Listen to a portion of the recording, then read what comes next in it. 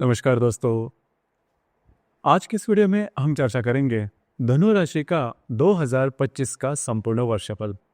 2025 का जो साल है वो काफ़ी खास है, क्योंकि 2025 के साल में जो भी महत्वपूर्ण बड़े ग्रह हैं जैसे कि शनि, राहु, केतु, गुरु, ये जो सभी ग्रह हैं वो राशांतर करने जा रहे हैं। उसी प्रकार मंगल के बारे में भी अगर कहा जाए तो शुरुआत से ही ये जो मंगल है वो वक्री होने जा रहा है आपके मतलब धनु राशि के अष्टम भाव में। तो यह जो ग्रह है उसके जो प्रभाव परिणाम होंगे वो संपूर्ण 2025 के लिए किस प्रकार के होंगे, ऐसी कौन सी बातें हैं जो कि जान लेना बहुत ज्यादा आवश्यक है। आपके जीवन का ऐसा कौन सा क्षेत्र है जो कि सबसे ज्यादा प्रभावित होने वाला है, सभी के बारे में डिटेल में चर्चा इस वीडियो में हम करने वाले हैं। तो सबसे पहले हम चर्चा करेंगे कि आपका जो स्वास्थ्य है मानसिक या फिर शारीरिक वह किस प्रकार का होगा। जैसे कि आपके राशि का जो स्वामी है गुरु, जो कि आपके षष्ठ भाव में भ्रमण कर रहा है, अब ये वक्री है, लेकिन ये जो गुरु है करीबन 15 मई के बाद आपके सप्तम भाव में भ्रमण करेगा। ये बात बहुत ही ज्यादा महत्वपूर्ण है, क्योंकि षष्ठ भाव का जो गुरु है वह अशुभ फलदायी माना जाता है। पिछले करीबन 1 साल से आपने देखा होगा कि जो बातें हैं वह जैसा आप चाहते हो उस प्रकार से नहीं हो रही है। उसी प्रकार स्वास्थ्य से रिलेटेड जो बातें हैं, जो प्रॉब्लम कॉम्प्लिकेशंस है, इसके बारे में भी आपने काफी ज्यादा अनुभव लिया होगा। उसी प्रकार इस महीने के शुरुआत से ही मंगल जो ग्रह है वो आपके अष्टम भाव में भ्रमण कर रहा है, वो वक्री है। अब ये जो मंगल है वो वक्री होकर करीबन 22 जनवरी के बाद आपके सप्तम भाव में भ्रमण करेगा। उसी प्रकार 3 अप्रैल के बाद फिर से ये जो मंगल है ग्रह है वो आपके अष्टम भाव में भ्रमण करेगा। तो ये जो संपूर्ण साल है करीबन मई तक का जो समय है उस तक आपको थोड़ा सा खुद के स्वास्थ्य के बारे में ध्यान देना होगा। स्वास्थ्य की जो परेशानियां हैं वो ज्यादा हो सकते हैं, खास करके जनवरी फरवरी का जो महीना है उसमें आपको स्वास्थ्य के बारे में ध्यान देना बहुत ही ज्यादा आवश्यक होगा। स्वास्थ्य की जो परेशानियां हैं वो ज्यादा आ सकती है। मेंटल स्ट्रेस, मानसिक तनाव में भी आप आ सकते हो। किसी भी प्रकार के महत्वपूर्ण निर्णय, किसी भी प्रकार के महत्वपूर्ण काम बिल्कुल भी शुरुआत नहीं करना। अगर आपको किसी भी प्रकार के महत्वपूर्ण काम के बारे में शुरुआत करनी है तो करीबन मई के बाद का जो समय है वो आपके लिए शुभ फलदायी साबित होगा। इसके बाद हम चर्चा करेंगे कि आपका जो आर्थिक स्तर है वो किस प्रकार का होगा। जैसे कि आपके राशि का जो धनेश है शनि, जो कि आपके तृतीय भाव में भ्रमण कर रहा है, 30 अप्रैल के बाद 30 मार्च के बाद यह जो शनि है वो आपके चतुर्थ भाव में भ्रमण करेगा। उसी प्रकार आपके राशि के अष्टम भाव में जो मंगल है वो वक्री रहेगा। और सबसे महत्वपूर्ण बात, जो गुरु आपके सप्तम भाव में भ्रमण करेगा वो पंचम दृष्टि से आपके लाभ भाव को देख रहा है। तो यहाँ पर 2-3 बातें हैं जिस पर ध्यान देना बहुत ही ज्यादा आवश्यक है। ये जो संपूर्ण जो साल है इसमें आपको फाइनेंस से रिलेटेड किसी भी प्रकार के महत्वपूर्ण प्रॉब्लम कॉम्प्लिकेशंस देखे नहीं जाएंगे। खास करके गुरु का जो राशांतर होगा करीबन 15 मई के बाद वह आपके लिए शुभ फलदायी साबित होगा। लाभ के बारे में कुछ अच्छे लाभ आपको मिल सकते हैं। तो मई तक का जो समय है वो वैसे भी देखा जाए वो ठीक नहीं रहेगा। थोड़ा सा आर्थिक स्तर को लेकर छोटे मोटे प्रॉब्लम देखे जाएंगे। सिर्फ आपको 2-3 बातें हैं जिस पर ध्यान देना आवश्यक है। करीबन 28 अक्टूबर से लेकर 8 दिसंबर का जो समय है 2025 का, उसमें आपके जो स्पेंडिंग्स है, आपके जो खर्चे हैं वो ज़्यादा बढ़ सकते हैं। बस आपको उसी के ऊपर ध्यान देना होगा। बाकी अगर देखा जाए तो मई के बाद का जो समय है आर्थिक स्तर पर आपके लिए शुभ फलदायी साबित होगा। उसी प्रकार अगर आप शेयर मार्केट में ट्रेड करते हो तो भी ये जो संपूर्ण साल है वो ठीक रहेगा। शेयर मार्केट से रिलेटेड किसी भी प्रकार के बड़े प्रॉब्लम या फिर कॉम्प्लिकेशन देखे नहीं जाएंगे। इसके बाद हम चर्चा करेंगे कि आपका जो घर का जो सुख है, फैमिली हैप्पीनेस है, वो किस प्रकार का होगा। तो यहाँ पर 2-3 बातें हैं जिस पर ध्यान देना आवश्यक है, क्योंकि आपके तृतीय भाव में भ्रमण कर रहा जो शनि है वो, जो कि पिछले करीबन 2-2.25 साल से भ्रमण कर रहा है, यह जो शनि है वो आपके चतुर्थ भाव में भ्रमण करेगा 30 मार्च के बाद। तो 30 मार्च के बाद का जो समय है उसमें थोड़ा सा आपको ध्यान देना आवश्यक होगा, क्योंकि वहां पर जो भ्रमण करने वाला जो राहु है वो भी आपके चतुर्थ भाव में रहेगा। देखिए करीबन 30 मार्च से लेकर 19 मई तक का जो समय है उसमें घर का जो आपका मामला है वो थोड़ा सा जोर पकड़ सकता है। घर में ऐसी कोई घटना घट सकती है जिसकी वजह से जो प्रॉब्लम है वो ज्यादा हो सकते हैं। अगर आपके घर में कोई बड़े बुजुर्ग व्यक्ति किसी व्याधि से पीड़ित है तो उनके स्वास्थ्य के बारे में ध्यान देना बहुत ही ज्यादा आवश्यक है। करीबन अप्रैल मई का जो 2 महीने हैं वो काफ़ी ज़्यादा क्रिटिकल हो सकते हैं। उनके शारीरिक स्वास्थ्य के बारे में जो बातें हैं, प्रॉब्लम है, काफ़ी बढ़ सकते हैं। उसी प्रकार इन्हीं 2 महीने में मतलब अप्रैल और मई के महीने में खास करके किसी भी प्रकार के महत्वपूर्ण काम वास्तु से रिलेटेड नहीं करना, मतलब नई वास्तु लेना, वास्तु बेचना या फिर वास्तु में रिनोवेशन करना, वास्तु से रिलेटेड उपाय या फिर रेमेडी करना, इस प्रकार की बातें नहीं करना, क्योंकि उसके अनुभव आपको नहीं आएंगे। बस आपको इसी के ऊपर थोड़ा ध्यान देना आवश्यक है। बाकी अगर देखा जाए तो घर का जो स्वास्थ्य है, फैमिली हैप्पीनेस जिसे हम कहते हैं, वो आपके लिए ठीक ठाक रहेगा। उसमें कोई प्रॉब्लम दिक्कतों का सामना आपको करना नहीं पड़ेगा। इसके बाद हम चर्चा करेंगे रिलेशनशिप के मामले में। तो आपकी जो रिलेशनशिप है वो किस प्रकार के हुए। तो रिलेशनशिप के मामले में कोई बड़ी दिक्कत आपको देखने नहीं मिलेगी, जो कि काफ़ी अच्छी बात है। मतलब अगर आप किसी के रिलेशनशिप में हैं, वहाँ पर जो बातें हैं वो काफ़ी अच्छी रहेगी, उसमें किसी भी प्रकार के दिक्कतों का सामना करना नहीं पड़ेगा। जो गर्भवती महिला है उनके लिए खास करके मई के बाद का जो समय है वो काफ़ी ज़्यादा शुभफलदायी साबित होगा। उसी प्रकार जो विद्यार्थी वर्ग है उनके लिए भी मई के बाद का जो समय है, क्योंकि जो गुरु है, देखिए गुरु जो ग्रह है वह आपके राशि का स्वामी है और करीबन 15 मई के बाद आपके सप्तम भाव में भ्रमण करेगा, जो कि काफी ज्यादा अच्छे परिणाम आपको लेके आएगा। उसी प्रकार वैवाहिक जीवन के मामले में अगर देखा जाए तो यहाँ पर भी पिछले करीबन 1 साल से वैवाहिक जीवन में जो बातें हैं वो ठीक नहीं चल रही थी। अब जाके करीबन आपके अप्रैल तक का जो समय है उसमें भी आपको थोड़ा ध्यान देना होगा। मतलब अगर आप विवाहित है तो आपके जो वैवाहिक जोड़ीदार है उनके साथ जो बातें हैं, जो प्रॉब्लम कॉम्प्लिकेशंस है वो काफ़ी ज़्यादा बढ़ सकती है। उनके साथ आपकी जो इंटरेक्शन है उसमें भी जो डिफिकल्टीज़ है, कठिनाइयाँ हैं, वो ज़्यादा आ सकती है। और खास करके आपके जो वैवाहिक जोड़ीदार हैं उनके स्वास्थ्य के बारे में ध्यान देना बहुत ही ज़्यादा आवश्यक है। करीबन अप्रैल तक का जो समय है उसमें आपके जो वैवाहिक जोड़ीदार उनके स्वास्थ्य से रिलेटेड जो बातें हैं वो थोड़ी सी एक्सट्रीम पर जा सकती है। ध्यान रखिए, पहले से अगर वो किसी व्याधि से पीड़ित है तो इन चीज़ों पर थोड़ा सा ध्यान देना आवश्यक होगा। इसके बाद हम चर्चा करेंगे कि करियर के मामले में ये जो संपूर्ण साल है वो किस प्रकार का होगा। देखिए करियर के मामले में अगर देखा जाए तो अपॉर्चुनिटी वगैरह आपको मिलेगी करियर के मामले में।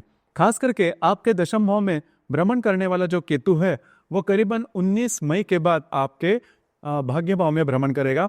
अब यहाँ पर 2-3 बातें हैं जिस पर थोड़ा सा ध्यान देना आवश्यक है। करीबन अप्रैल मई तक का जो समय है उसमें कार्य क्षेत्र से रिलेटेड किसी भी प्रकार के महत्वपूर्ण निर्णय नहीं लेना।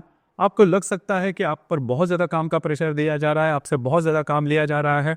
उसी प्रकार आपके जो सहकर्मी या फिर वरिष्ठ होंगे उनके साथ भी जो बातें, जो प्रॉब्लम कॉम्प्लिकेशन है वो थोड़ी ज़्यादा बढ़ रही है। लेकिन भावनाओं में जाकर किसी भी प्रकार के गलत निर्णय नहीं लेना। देखिए आपकी जो राशि है उसमें कॉन्फिडेंस काफ़ी अच्छा होता है, निर्णय क्षमता काफ़ी अच्छी होती है, लेकिन कभी कभी ये जो बातें हैं वो गलत दिशा में जाती है। बस आपको उसी के ऊपर थोड़ा सा ध्यान देना होगा। बाकी अगर देखा जाए तो दिन आपके, अब ये जो संपूर्ण साल है करियर के मामले में ठीक रहेगा। करियर के मामले में कोई दिक्कतों का सामना करना नहीं पड़ेगा। खास करके देखिए पिछले करीबन 1.5-2 साल से जो भी आपने प्रॉब्लम फेस किए हैं, खास करके वैवाहिक जीवन के मामले में या फिर आर्थिक स्तर के मामले में, ये जो सभी बातें हैं वो मई के बाद का जो समय है उसमें काफ़ी ज़्यादा आपके लिए सहनीय होगी, शुभ फलदायी होगी। आपकी जो इनकम है काफ़ी अच्छी बढ़ सकते हैं। और खास करके जो व्यक्ति विवाह करना चाहते हैं, मतलब धनु राशि के जो व्यक्ति विवाह करना चाहते हैं उनके लिए मई के बाद का जो समय है वो आपके लिए बहुत ही ज़्यादा शुभ फलदायी साबित होगा। इसके बाद हम चर्चा करेंगे ग्रह योगों के बारे में कि ग्रह योगों के जो प्रभाव परिणाम है वो धनु राशि पर किस प्रकार से होंगे। जैसे कि रवि और शनि की युति जो है वो आपके तृतीय भाव में होने जा रही है 12 मार्च को। तो करीबन 12 मार्च के इर्द गिर्द के जो दिन है, करीबन 9 मार्च से लेकर 15 मार्च तक का समय है, उसमें डॉक्यूमेंट से रिलेटेड किसी भी प्रकार के महत्वपूर्ण काम बिल्कुल भी नहीं करना। कमिटमेंट प्रोमिस से दूर रहना। आपको स्वयं के स्वास्थ्य के बारे में ध्यान देना होगा। अगर आपके जो भाई बहन हैं उनके साथ छोटी मोटी बातों को लेकर कोई प्रॉब्लम चल रही है तो वो ज़्यादा तून पकड़ सकती है। तो ध्यान रखें इन दिनों के दरमियान किसी भी प्रकार के ऐसे निर्णय नहीं लेना। इसी प्रकार रवि और राहु की जो युति है वो आपके चतुर्थ भाव में होने जा रही है। ये सबसे महत्वपूर्ण बात है, क्योंकि यहाँ पर घर के जो खास करके प्रमुख व्यक्ति होंगे या फिर घर के जो पुरुष वर्ग होंगे उनके स्वास्थ्य के बारे में ध्यान देना बहुत ही ज़्यादा आवश्यक होगा। घर में जो बातें, जो कॉम्प्लिकेशंस है वो काफ़ी ज़्यादा बढ़ सकती है, ध्यान रखिए। उसी प्रकार अगर आपके घर में कोई भी किसी व्याधि से पीड़ित है तो उनके बारे में भी आपको थोड़ा ध्यान देना होगा। इसी प्रकार शनि और राहु की जो युति है वो भी आपके चतुर्थ भाव में होने जा रही है। करीबन 36 साल के बाद ये जो शनि राहु की युति है वो होने जा रही है। 14 अप्रैल को। तो यहाँ पर खास करके ये जो बात मैं फिर से दोहरा रहा हूँ कि घर के किस जो लोग हैं उनके स्वास्थ्य से रिलेटेड जो बातें हैं वो काफ़ी ज़्यादा कॉम्प्लेक्स हो सकती है। ध्यान रखें क्योंकि शनि और राहु की जो युति है वो इस मामले में बहुत ही ज़्यादा एक्सट्रीम पर जो परिणाम है वो दे देती है। तो थोड़ा सा आपको चौकन्ना रहना होगा। इसी प्रकार रवि और गुरु की जो युति है वो आपके सप्तम भाव में होने जा रही है करीबन 24 जून को। अब ये जो युति है वो बहुत ही ज्यादा शुभ फलदायी साबित होगी। खास करके आपके जो महत्वपूर्ण काम है वो हो सकते हैं किसी भी प्रकार के, शादी के मामले में, विवाह के मामले में, उसी प्रकार करियर के मामले में, या फिर अन्य कोई आपकी अगर एक्सपेक्टेशन है पैसे के मामले, फाइनेंस के मामले में, जिसके बारे में आप सोच रहे हो या फिर जिसके बारे में आप एफर्ट ले रहे हो, तो उससे रिलेटेड बेटर हैपनिंग आपको करीबन 24 जून का जो समय है या फिर 24 जून के इर्द गिर्द के जो दिन है, करीबन 15 जून से लेकर 30 जून तक का जो समय है, उसमें आपकी जो भी एक्सपेक्टेशन, इच्छा, आकांक्षाएं होगी वो उसकी पूर्तता हो सकती है। तो कुल मिला के ये जो रवि गुरु की युति जो कि आपके सप्तम भाव में होने जा रही है वो आपके लिए शुभ फलदायी साबित होगी। इसी प्रकार मंगल और केतु की जो युति है वो भी होने जा रही है आपके भाग्य भाव में। अब यहाँ पर मंगल केतु की जो युति है वो 2-3 तरीके से आपके लिए शुभ फलदायी हो सकती है, थोड़ी अशुभ फलदायी भी हो सकती है। खास करके जो गर्भवती महिला है उन्होंने ये जो युति है वो 22 जुलाई को होने जा रही है। तो इन दिनों के दरमियान जो गर्भवती महिला है उन्होंने खुद के स्वास्थ्य के बारे में ध्यान देना आवश्यक होगा। और खास करके धनु राशि के जो व्यक्ति धार्मिक या फिर आध्यात्मिक मार्ग में हैं उनके लिए यह समय बहुत ही अच्छा, काफी ज्यादा शुभ फलदायी साबित होगा। कुछ अच्छे आपको आध्यात्मिक या फिर धार्मिक अनुभव मिल सकते हैं, जो कि बहुत ही महत्वपूर्ण बात होगी। आपके जो अंदाज है वह सही साबित हो सकता है। उसी प्रकार आपके जो भाई बहन हैं उनके स्वास्थ्य के बारे में इन दिनों में ध्यान देना बहुत ही ज्यादा आवश्यक होगा। आपका घूमना फिरना ज्यादा हो सकता है, धार्मिक स्थल में जाना, मंदिरों में जाना, इस प्रकार के कुछ अनुभव आपको इन दिनों में मिल सकते हैं। तो ये जो मंगल केतु की युति आपके भाग्य भाव में होने जा रही है करीबन 22 जुलाई को, वो आपको अच्छे और थोड़े से बुरे ऐसे भी अनुभव, मतलब शुभ अशुभ अनुभव आपको देगी। इसी प्रकार ग्रहण का जो प्रभाव रहेगा, यह जो संपूर्ण साल है वो उसमें रहेगा करीबन 17 अगस्त से लेकर 17 सितंबर तक का जो समय है उसमें ग्रहण का जो प्रभाव है वो देखा जाएगा। अब ये जो ग्रहण का प्रभाव है आपके तृतीय या फिर नवम जो भाव है उसमें ज्यादा देखा जाएगा। तो खास करके इन दिनों में आपका घूमना फिरना ज्यादा हो सके तो तब आपको थोड़ा सा स्वयं के स्वास्थ्य के बारे में ध्यान देना होगा। उसी प्रकार भाई बहन के साथ जो अनबन है अगर होगी तो ज़्यादा बढ़ सकती है, अगर नहीं है तो छोटी मोटी बातों को लेकर जो बातें हैं ज़्यादा हो सकती है।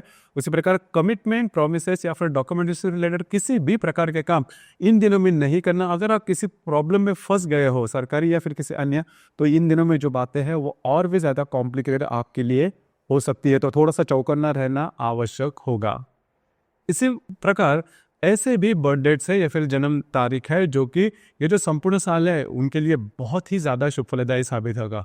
मतलब जिनकी भी जन्म तिथि 15 जून से लेकर 15 जुलाई तक की है, 15 अक्टूबर से लेकर 15 नवंबर तक की है, या फिर 15 फरवरी से लेकर 15 मार्च तक की है, उनके लिए ये जो संपूर्ण साल है वो बहुत ही ज्यादा शुभ फलदायी साबित होगा। मतलब यदि भी इनकी धनु राशि भी होगी, लेकिन अगर आपकी जन्म तिथि इनके दरमियान है तो आपके लिए जो संपूर्ण साल है वो काफी ज्यादा शुभ फलदायी साबित होगा। आपके मन के जो इच्छाएं हैं वो पूरी होगी। किसी भी प्रकार की जो इच्छाएं आपके मन में हैं वो पूरे होने की संभावना इस साल में बहुत ही अच्छी बनती है।